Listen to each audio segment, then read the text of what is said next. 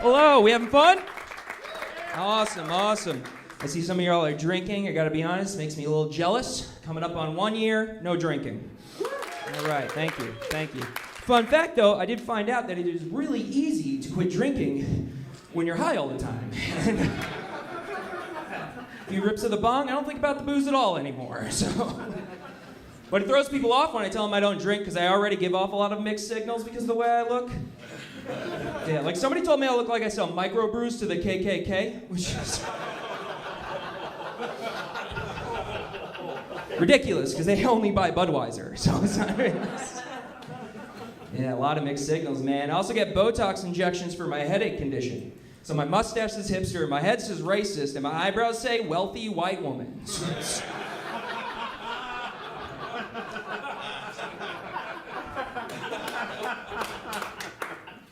It's true though, I have a very rare headache condition actually. I've had one headache that's just lasted for years, right?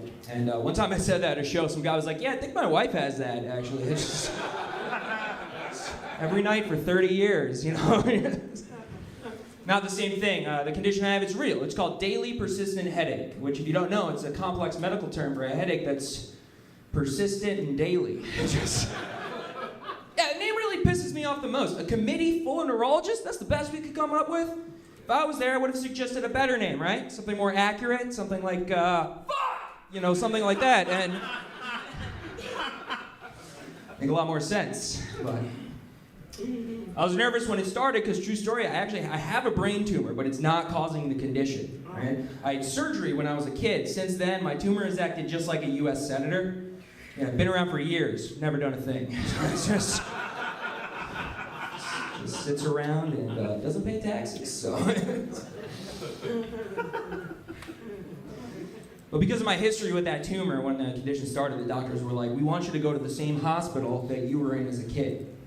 So I was a 27-year-old man who got admitted into a place called Cohen's Children's Hospital. Yeah, I had Spider-Man on the walls. I got those Disney Band-Aids. That part, kind of cool. Right? But that hospital gown looked like a cocktail dress. It was cute. It's cute. My wife and I, we had just started dating at the time, too. She tried to come visit me. They wouldn't let her in. Because an adult woman was telling them her boyfriend was in Cohen's Children's Hospital. Yeah, the guy at the desk thought she was one of those fun middle school teachers. You know the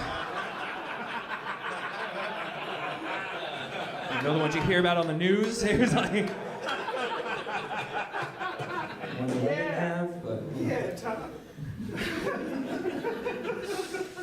I was in the hospital for 3 days. They were trying to figure it out. They did a lot of tests, right? The MRI, CAT scan. They also tested me for STDs. Oh, wow. Yeah, that really confused the staff.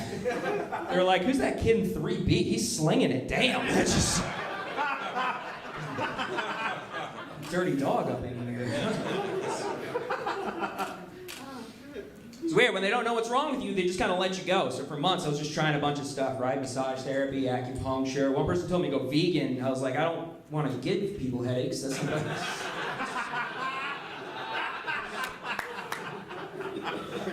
And then I had a bunch of people, they were telling me to go homeopathic. Yeah, back then, I thought homeopathic was part of LGBT. Yeah, the guy was like, this one guy, he was like, dude, you want to get rid of that headache? You should just do a bunch of homeopathic stuff. I was like, all right, but I'm on top. You know, it's my first time, right? I don't want to tear anything. I think you gotta be real careful.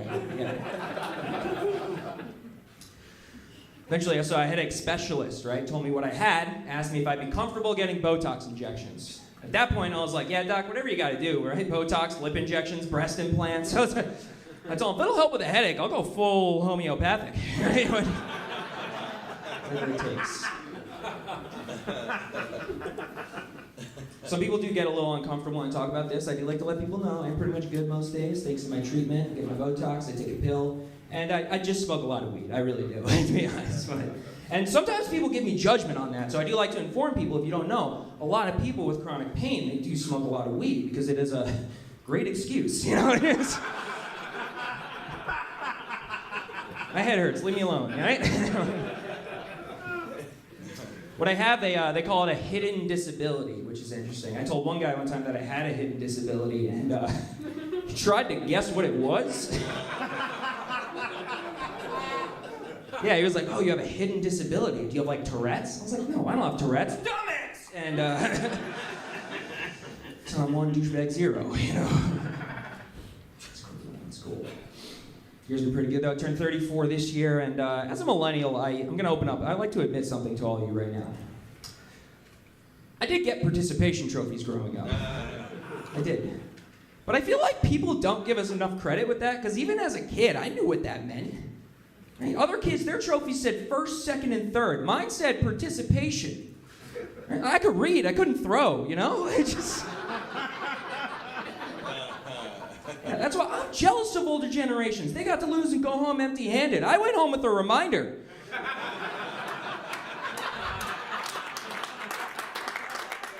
To pursue the arts, you know? It's terrible, man.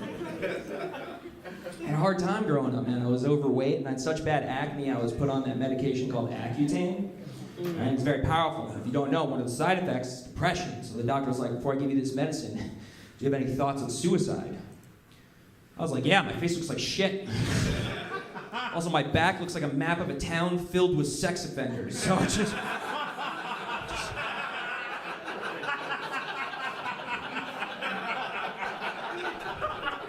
told him if you could clean this up, it would do wonders for my depression, actually.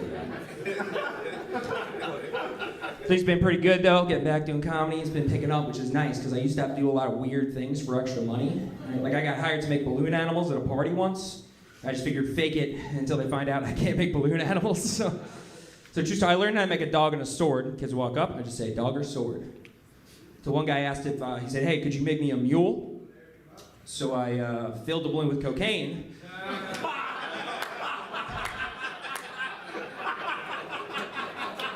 Said, yeah, turn around and bend over, and we'll get this done. Y'all been a blast. My name's Tom DeCillis. Enjoy the rest of the show.